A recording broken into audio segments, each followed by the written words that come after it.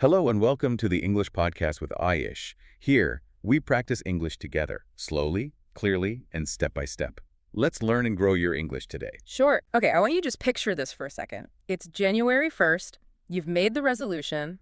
You are finally going to learn Spanish or Japanese or maybe brush up on that high school French you took. You're motivated. You Right. buy the premium app. You get the big, heavy textbook, maybe even a new notebook. Oh yeah, the honeymoon phase of language learning, we've all been there. That optimism is just, Oh. it's intoxicating. It is. But then day 3 hits. Or maybe day 4, and you sit down, ready to work, and suddenly you're staring at a conjugation table. Past participle, future imperfect. The subjunctive mood, you're memorizing lists of, vegetables you will never, ever eat. And that excitement, it just turns into dread. You start finding reasons to skip a day. I'm too tired. I'll do a double session tomorrow. It's the great filter, that moment where the academic reality just crushes the romantic idea of speaking a new language. And look, that method works for passing a test, sure. Right. But for actually connecting with another human, it's like trying to learn to ride a bike by reading a physics textbook on gyroscopic effects. Exactly. It's high friction. It's high pressure. And honestly, it's usually where most of us quit. We feel like we failed the language, but I think the method failed us. I think so too. But today, we're unpacking completely flips that script. Excerpts from the English podcast, Foundations of Mindful Listening by Ayesh. And what's so fascinating about this is that it's not really about studying in that traditional sense. It doesn't give you a list of irregular verbs. No. It presents a methodology where the main engine for fluency isn't memorization, it's your mindset. It's pretty radical in how simple it is. The core message here isn't work harder or study longer. It's relax. Which sounds incredibly counterintuitive, doesn't it? If you want to achieve something difficult, you usually assume you need to grind.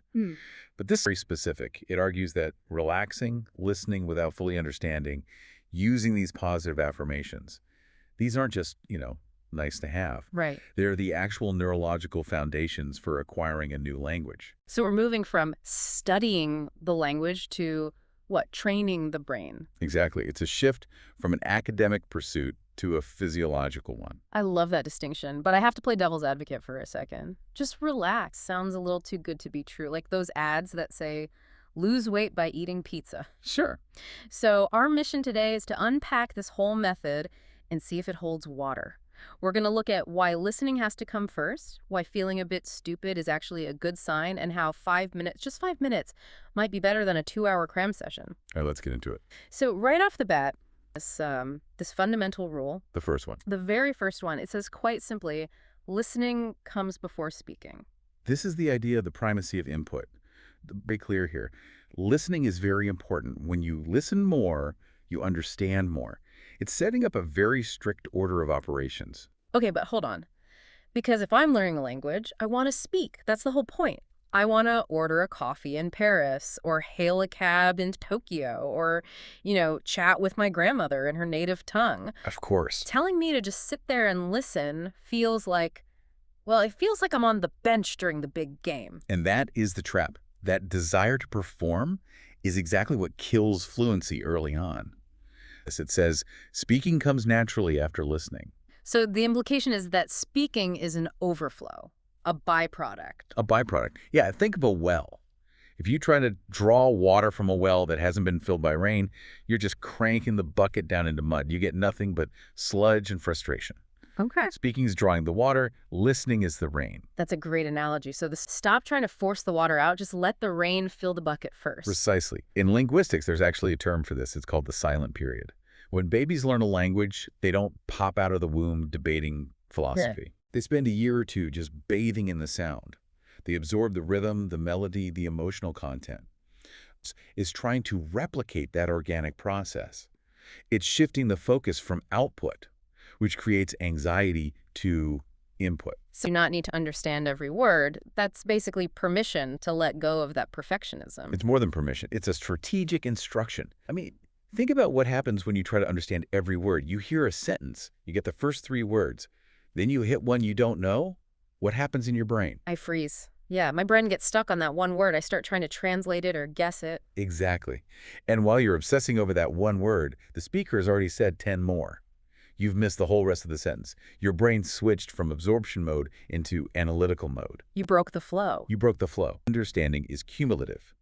When you listen more, you understand more. It's automatic. You don't force understanding, you accrue it. Okay, I get the theory. But let's be real about the emotional experience here. Listening to something you don't understand is frustrating. It can be boring. You feel lost. You feel, well, a bit stupid. And this brings us to the second major pillar and honestly, I think this is the most important part. Which is, Reframing confusion. the times you may feel confused. That is normal. It sounds like a throwaway line, doesn't it? It's normal. But biologically, confusion is an alert signal. When we feel confused as adults, our brains release cortisol. We feel unsafe. Our instinct is to stop doing the thing that makes us feel that way. It's the fight or flight response, but for a podcast episode. Precisely. But Ayesh is reframing confusion here. In this method, confusion isn't a sign that you're failing. It's a sign that you are at the edge of your competence. And that is the only place where learning happens. Now, before we sign off, I want to leave you with a thought. We've been talking about this in the context of learning a new language. We've talked about the silent period and the need to absorb before we project. Right. It makes me wonder, if we applied this rule to our native language, to our daily conversations with our partners, our colleagues, our friends, what would change? That's a powerful question. Speaking comes naturally only after deep, relaxed listening.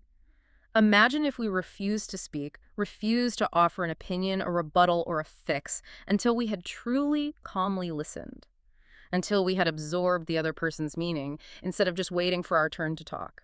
We so often listen to respond, not to understand. If we treated communication not as a tennis match of winning points, but as a process of mindful input, we might find that, just like in language learning, understanding comes naturally. The confusion or conflict might just resolve itself. And maybe, just maybe, everything would become a little bit easier. It's something to think about. Thanks for listening to this deep